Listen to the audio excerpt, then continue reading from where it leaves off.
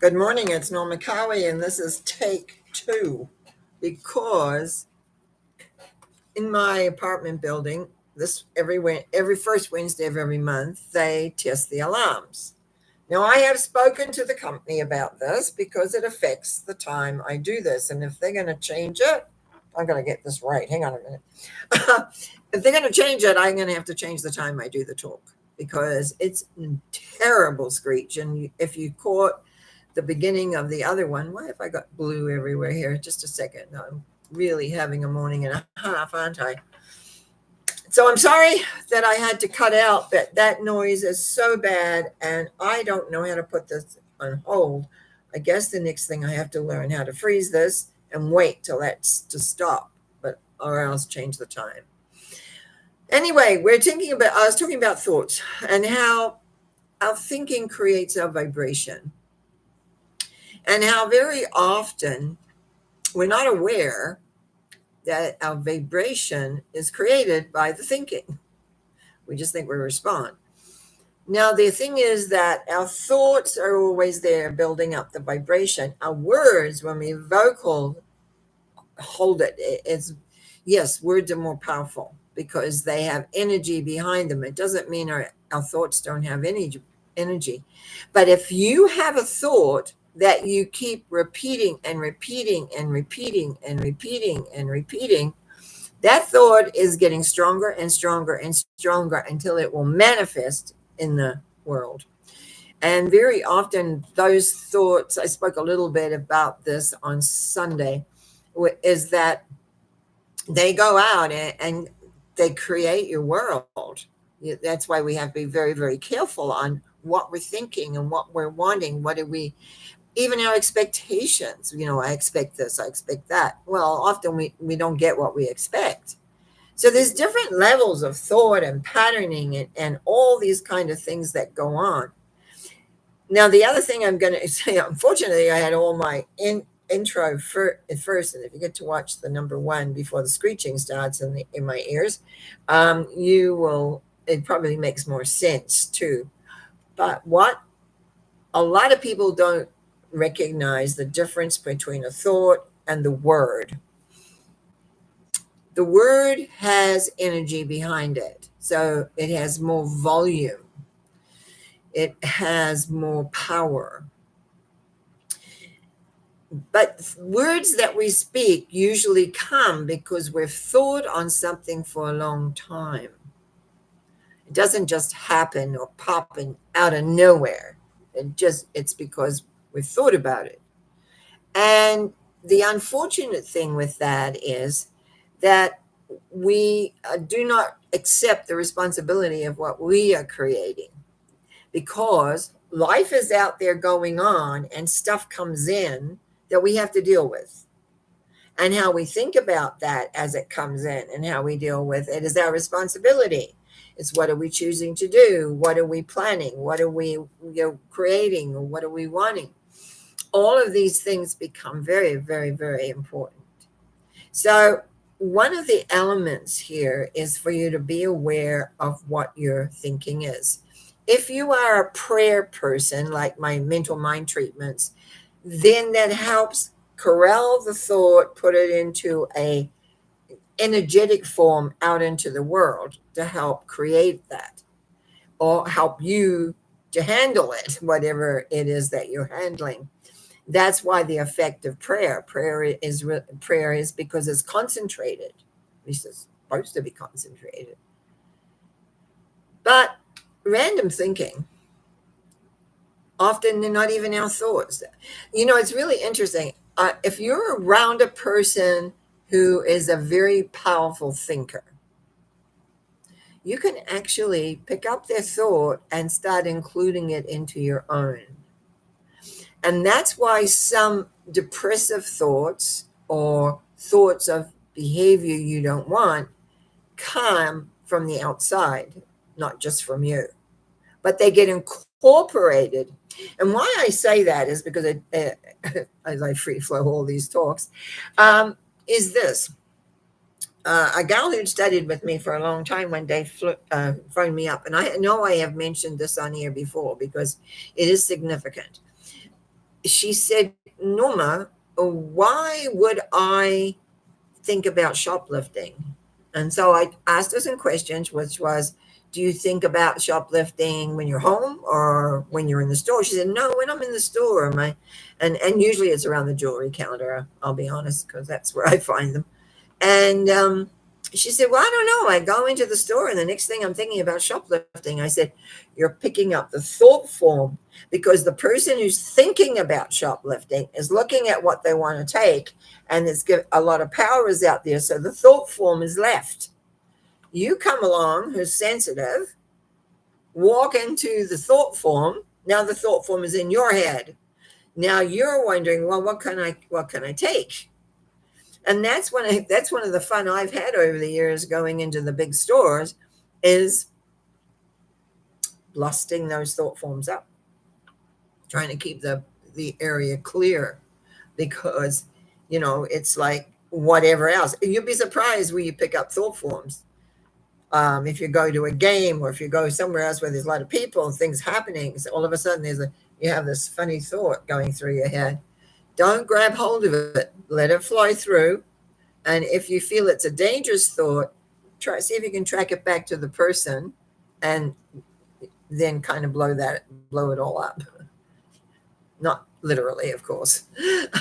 So it's like recognizing this world is full of all sorts of thought forms. When you accept a thought as a reality for you, it becomes more of a belief. And when it becomes a belief, that is what gets stored in the subconscious mind. When it's part of your subconscious mind, you never quite know when it's going to come on out and expose it, it's like come into the world and come into your head, is what I mean. And then from then, what's going to happen and where you're going to go and what you're going to do is going to be interesting, because we then have choice. And that's what makes us a little bit more than an animal who has a certain level of choice, but not as much as us.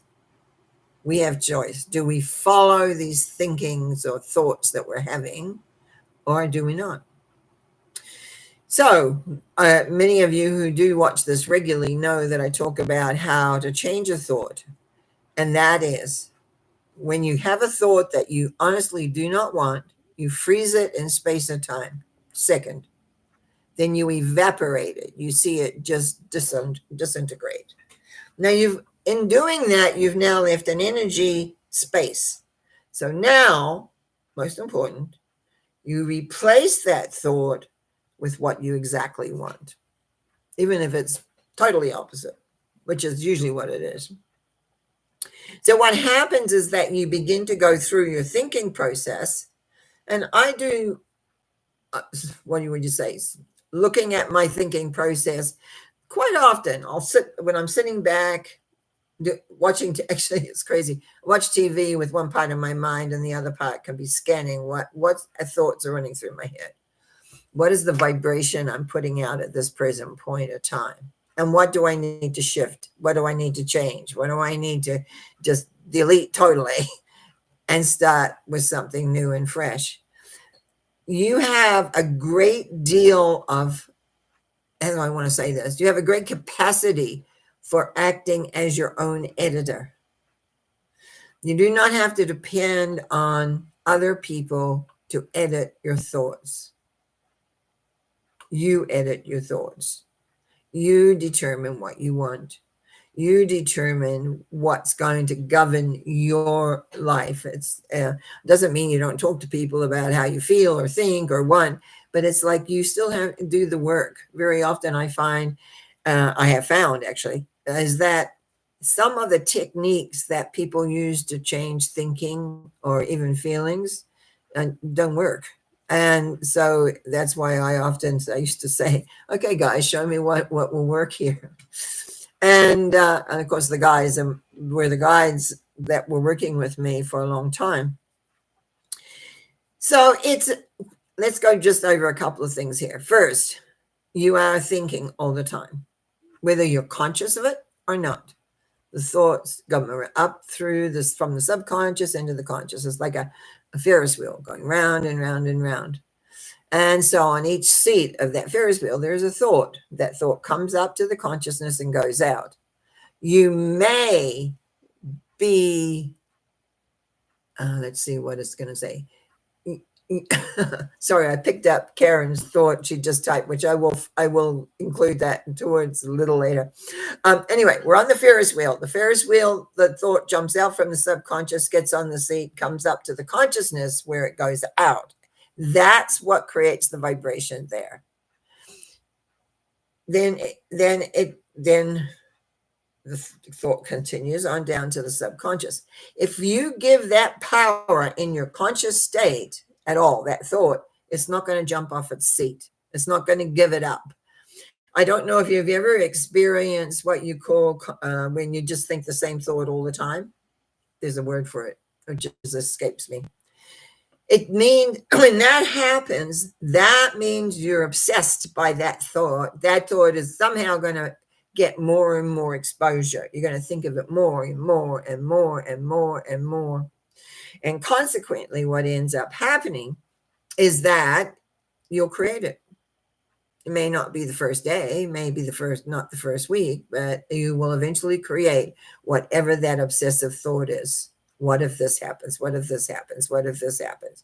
Every time it makes its circuit. And again, it takes a bigger portion of your conscious mind in the present. Remember, freeze, evaporate, replace it with the opposite. Replace it with something better or different. It doesn't really matter.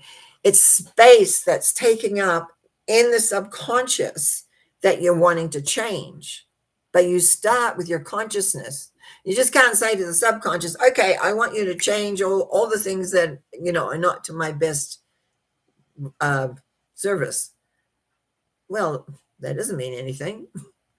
You're going to be able to find the specific thoughts and then say, that's enough. Now, I also must say it's not always easy to do. Number one. Number two, some thoughts you just let go by because it's not really that important at the time. But if you keep repeating the same thought,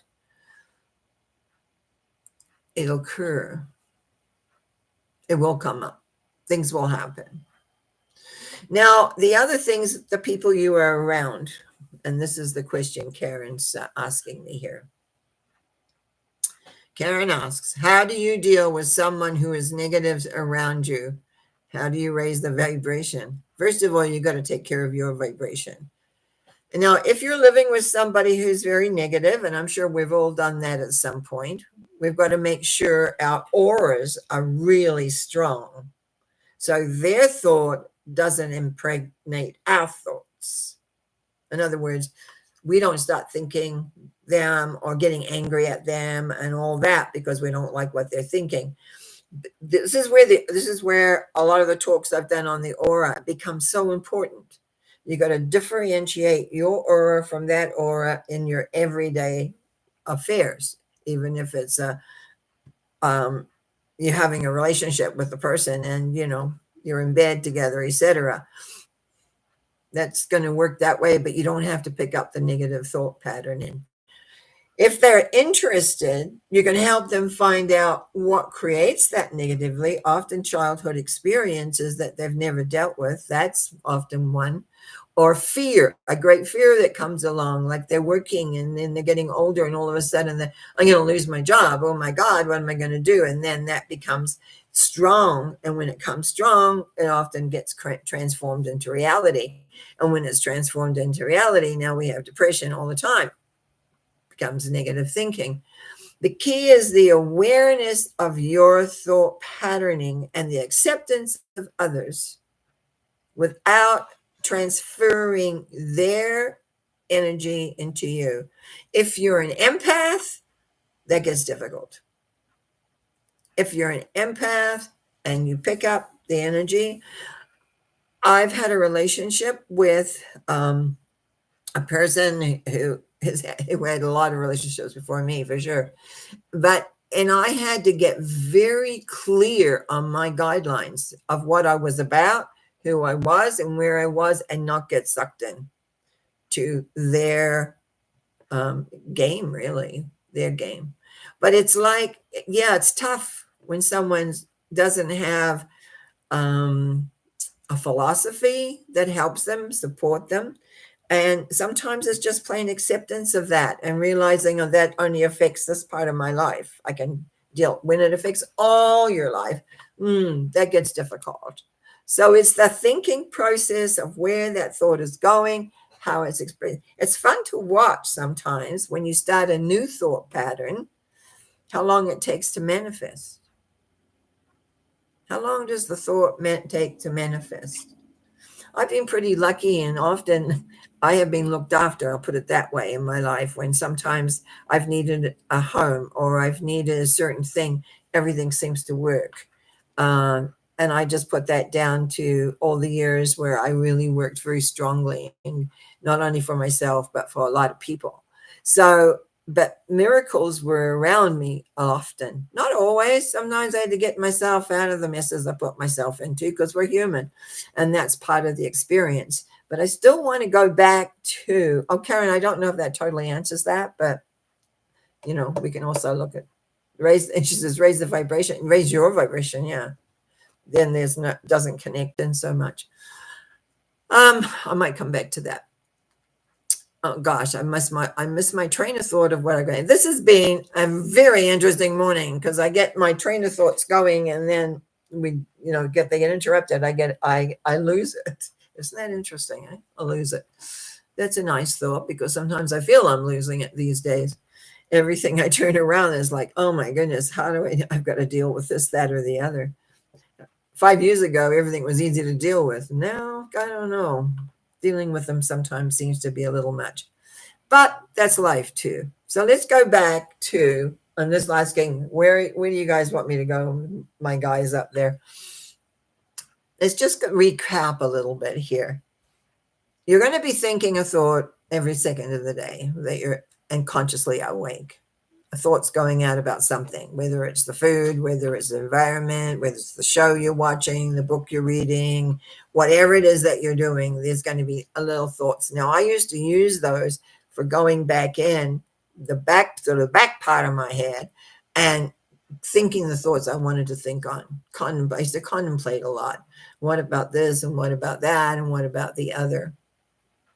So there's a lot of things that go on outside of you that you're just there. You're not taking them in and making them all this.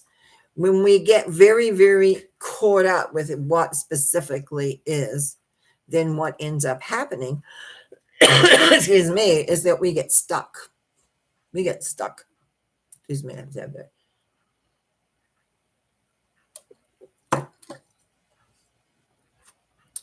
The essence of, oh dear, now my throat's really gone. I don't know how much longer I can be able to go. Karen says, anyway, we love all of the train of thoughts you have. Yeah. Well, what's important is, are they working for you? Are you thinking the end result that you want? Because if you're not thinking the end result that you want, just a sec.